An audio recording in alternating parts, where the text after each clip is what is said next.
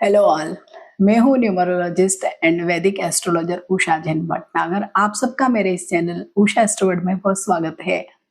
Numerology, जैसे कि मैंने एक इजी न्यूमरोलॉजी करके सीरीज स्टार्ट की है जहां पर आप इजीली बेसिक से लेके एडवांस तक न्यूमरोलॉजी सीख सकते हैं।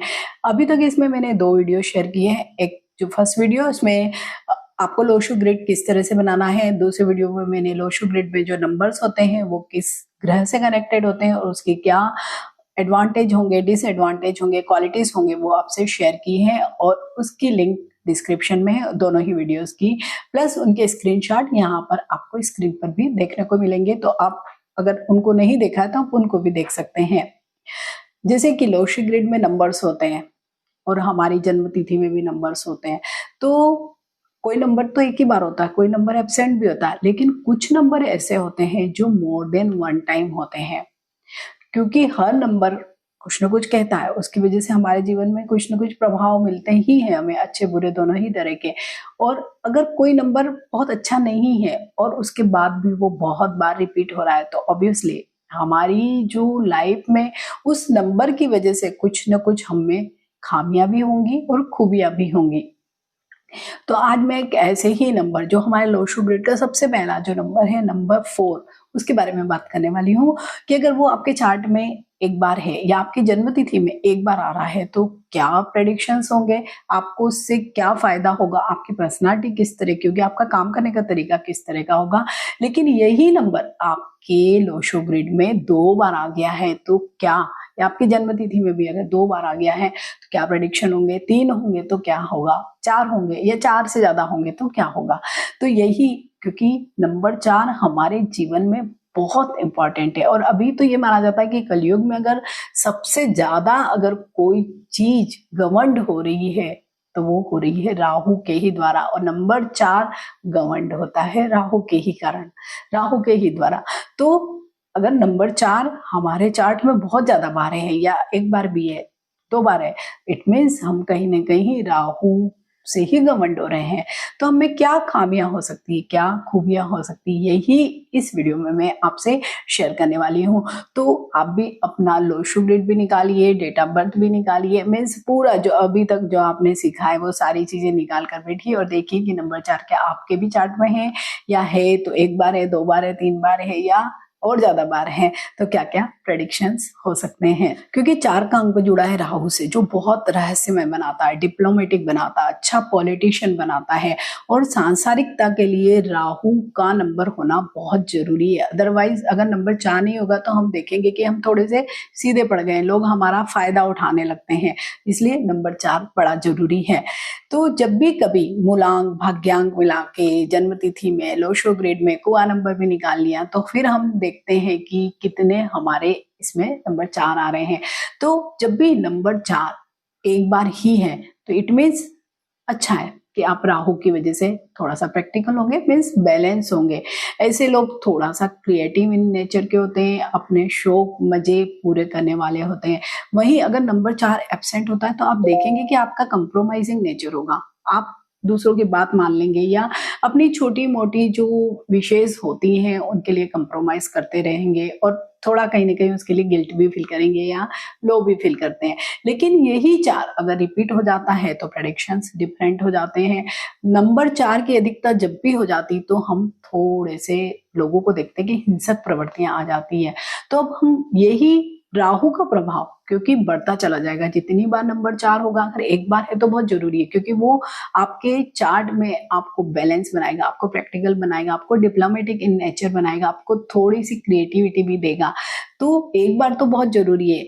और क्या क्या चीजें हो सकती है कि जब भी आपके चार्ट में नंबर 1 होता है तो आप व्यावहारिक होते हैं, कल्पनाशील होते हैं, आप काम को एक अलग तरीके से लेकिन एक स्टेबिलिटी के साथ करते हैं, आप दूसरों की राय को बिल्कुल महत्व नहीं देते हैं, साथ ही आप आधुनिक विचारों के होते हैं, पुराने रीति रिवाजों में आपको बिल्कुल भी नहीं इंटरेस्ट होता है, साथ ही आप लोग बहस बहुत करते हैं, मीन्स अननेसेसरी कोई भी चीज को स्ट्रेच करते हैं। जब भी नंबर 4 होता है तो आप देखेंगे कि बात बेबात बात को आगे बढ़ाने वाला ही स्वभाव होता है और दूसरों की बात नहीं माननी होती है, अंत में अपनी ही चलानी होती है। तो ये राहु का नेचर होता है, थोड़े से दीवा स्वप्न देखते हैं, मीन्स बड़ी बड़ी बातें जो करते हैं वैसा ही वाला स्वभाव होता है।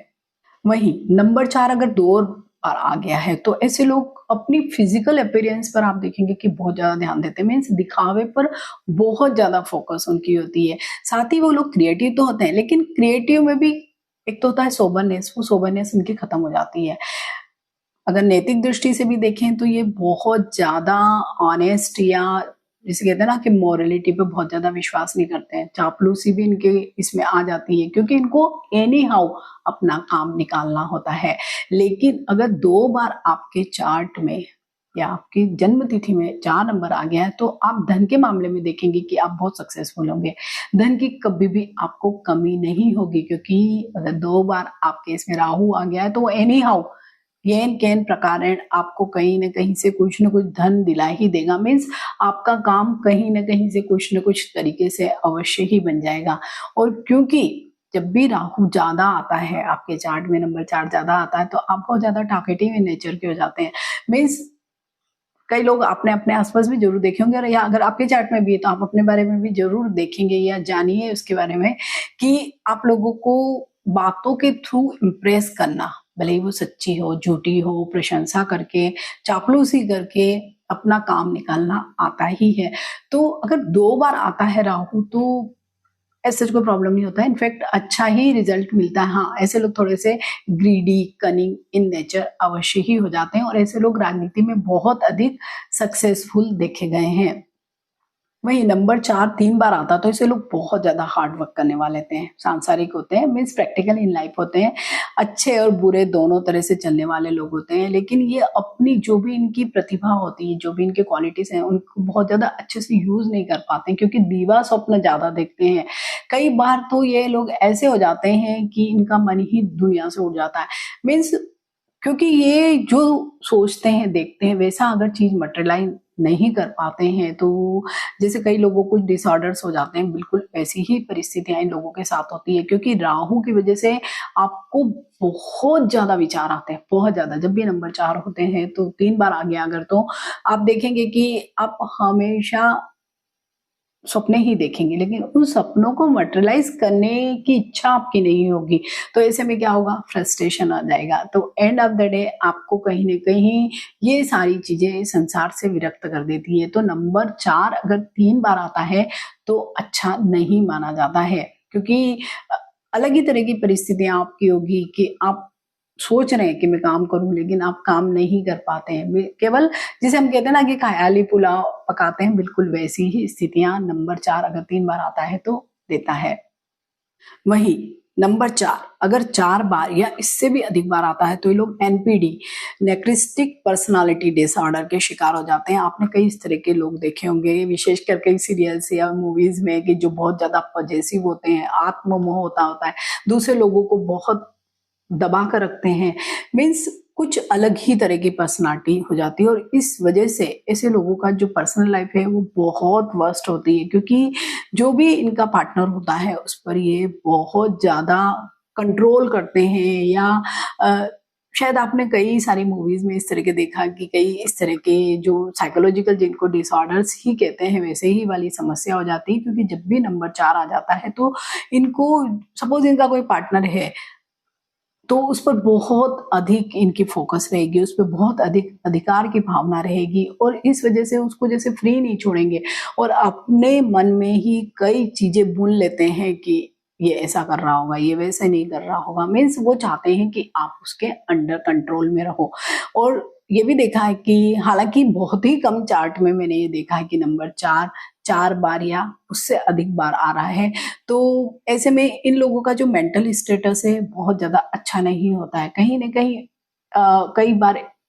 कई बार मैंने बात करते हुए भी लोगों को देखा, जब क्लाइंट बात करते हैं तो बहुत ही अनर्गल बातें भी करते हैं, मतलब टू द टॉपिक बात नहीं करते हैं, क्योंकि इतना ज्यादा उनके विचार इतने ज्यादा तेजी से चलते रहते हैं, या जिसे कहते हैं कि बिल्कुल क्लस्टर होता है उनके विचारों का।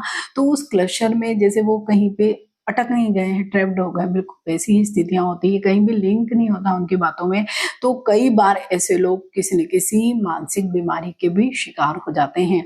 तो नंबर 4 का बहुत बार आना बिल्कुल भी अच्छा नहीं माना जाता है। तो अगर ये जितनी कम बार आए उतना ही अच्छा है। लेकिन जिस किसी भी लो शो ग्रेड में या आपकी जन्म तिथि में भी अगर 8 नंबर, 6 नंबर और 10 नंबर, 10 मीन्स 1 नंबर आता है, तो कहीं ना कहीं थोड़ा सा बैलेंस बनता है आपकी पर्सनालिटी में। कि अगर नंबर 4 ज्यादा बार भी आ गया है, उसके बावजूद भी आपकी जो पर्सनालिटी होती है वो ठीक ठाक होती है।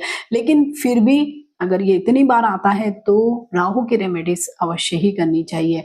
तो ऐसे लोगों को सबसे ज्यादा तो सलाह यही दी जाती है कि राहु की रेमेडीज में आप जो डार्क कलर हैं, विशेषकर जो भी लाइट को ऑब्जॉर्व करते हैं colour, black colour, blue colour avoid कर दीजिए बिल्कुल ही।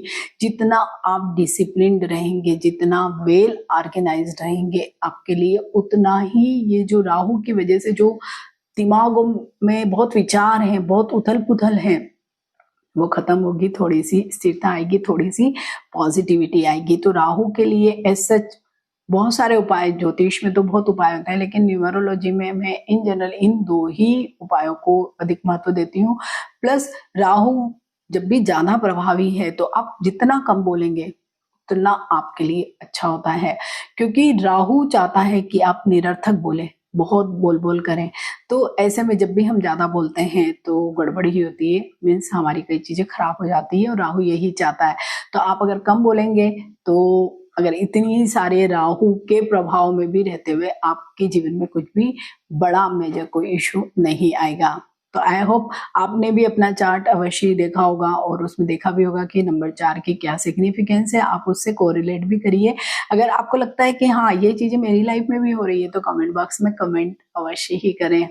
तो ऐसे ही इजी न्यूमेरोलॉजी के एक नए वीडियो में, नए एपिसोड के साथ मैं फिर से आपसे मिलूंगी। आप तब तक जितना आपने पास्ट में जो सीखा है उसे कंफर्म करिए अपने चार्ट में भी, दूसरे लोगों के चार्ट में भी। तो टिल देन बाय।